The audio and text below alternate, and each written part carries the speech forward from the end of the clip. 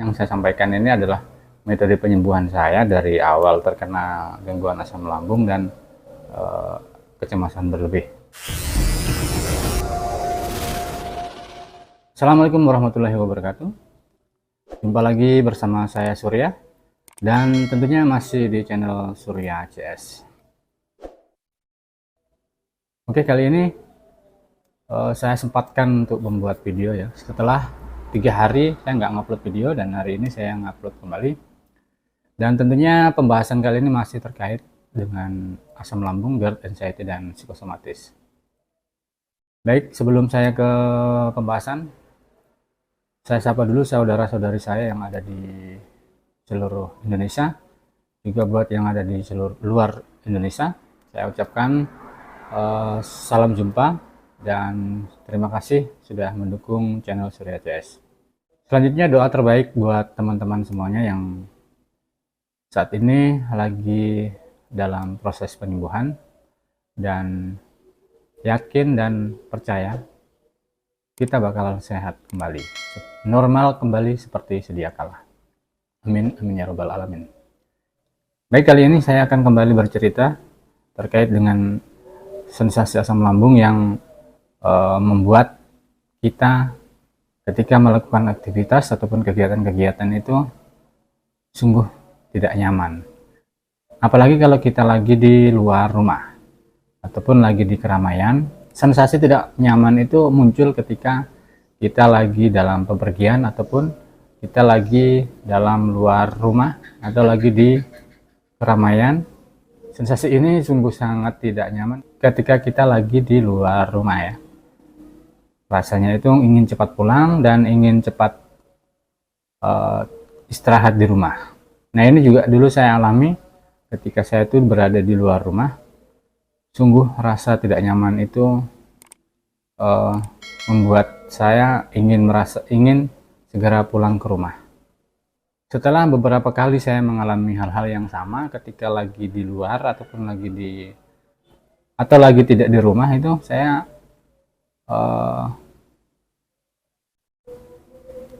beberapa kali saya mengalami hal yang sama ketika lagi di luar rumah, itu saya merasa tidak nyaman dan rasanya itu ingin cepat pulang. Nah, apa yang saya lakukan dulu ketika saya berada di luar rumah terus sensasi tidak nyaman itu datang menghampiri. Nah, kebetulan dulu tuh saya masih sering bawa bekal terus bawa minyak-minyak. Nah, terapi yang saya lakukan itu dulu saya menggunakan minyak-minyak ya ketika rasa tidak nyaman itu menghampiri ataupun datang. Nah, yang saya lakukan itu saya mengolesi minyak ya di sekitaran hidung sini, terus kemudian di bagian kepala karena terasa pusing juga ya, pusing dan keliangan itu, terus kemudian di bagian perut ketika di luar rumah kebanyakan saya itu perutnya terasa kembung. Nah, selain itu juga saya minum air hangat ya, kebetulan saya kemana-mana dulu sering bawa air hangat dalam termos kecil gitu ya. Nah, teman-teman juga ketika di luar rumah usahakan bawa yang namanya air hangat. Nah, ketika sensasi tidak nyaman datang ataupun nongol, teman-teman bisa minum air hangat dan menggunakan minyak-minyak untuk aromaterapi ya. Nah, itu sedikit banyaknya bisa membantu. Nah, akhirnya selanjutnya ketika saya lagi di luar lagi terus sensasi tidak nyaman, saya terbiasa dengan minyak-minyak dan minum air hangat. Jadi lama-kelamaan itu sensasi yang datang itu lama-lama saya bisa cuek dengan sendirinya. Dengan secara tidak langsung saya tuh bisa cuek dengan sensasi-sensasi yang datang dengan tiba-tiba ketika saya lagi di luar rumah. Nah, itu sangat membantu sekali ya buat saya dulu, dan mudah-mudahan ini juga bisa membantu buat teman-teman yang kali ini masih sering datang sensasi tidak nyaman ketika di luar rumah ataupun lagi di tempat keramaian. Nah, selanjutnya juga air hangat itu sangat berpengaruh ya, ketika kita di luar rumah kan tidak mungkin ya kita mau minta air di rumahnya orang gitu ya. Ya sekalipun minta pasti dikasih juga ya sih ya. Nah tapi kan kita menjaga kemungkinan, nah, maka dari itu kita tuh usahakan bisa membawa bekal air minum yang panas ya, yang panas, diisikan ke termos yang isi kecil gitu ya, itu bisa dibawa kemana-mana. Nah itu dulu juga saya lakukan teman-teman ya. Nah dari sekian lamanya saya menderita ataupun mengalami yang namanya sensasi tidak nyaman ketika di luar itu, saya lama kelamaan menjadi terbiasa. Nah dari terbiasa itu timbullah rasa cuek dan masa bodoh ya, masa bodoh ketika ada sensasi. Ya udahlah, masa bodoh dengan sensasi, toh kemarin juga seperti ini dan akhirnya juga nggak apa-apa, yang saya takutkan juga nggak terjadi apa-apa, yang takut pingsan juga kemarin saya juga nggak pingsan gitu ya. Nah untuk airnya itu kadang-kadang kalau saya punya madu, saya campurkan dengan air madu. Kalau dulu pertama kali yang saya konsumsi itu adalah propolis. Nah ketika saya bawa air hangat itu saya campurkan dengan propolis. Nah untuk takarannya ketika saya menggunakan propolis itu saya kasih 3 tetes ya untuk 1 botol itu. Nah kalau tidak ada propolis saya biasa menggunakan madu asli ya, madu asli 1-2 sendok itu sudah cukup dikonsumsi setiap saat ya, setiap saat ketika haus ataupun ketika ingin minum. Nah itu saya minum selain untuk pengobatan ya, jadi air hangat yang isi madu ataupun propolis itu saya bawa kemana aja.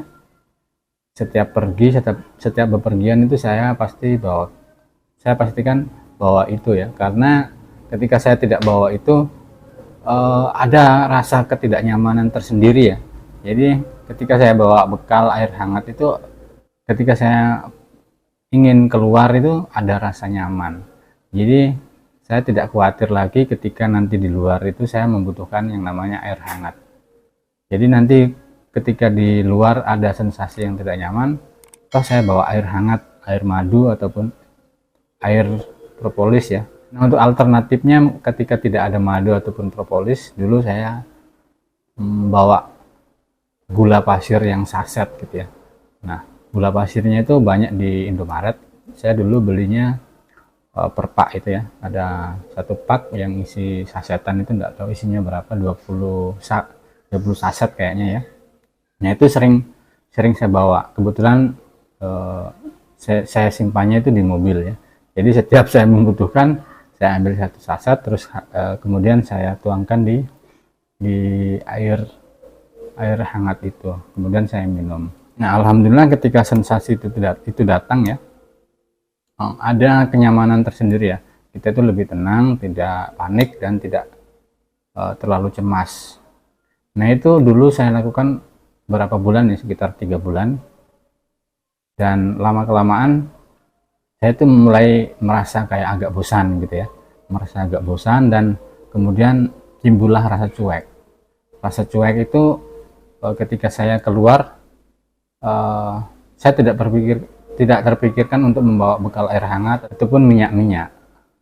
Nah ketika saya itu sudah timbul rasa cuek, saya itu berusaha untuk tidak bawa yang namanya air hangat ya.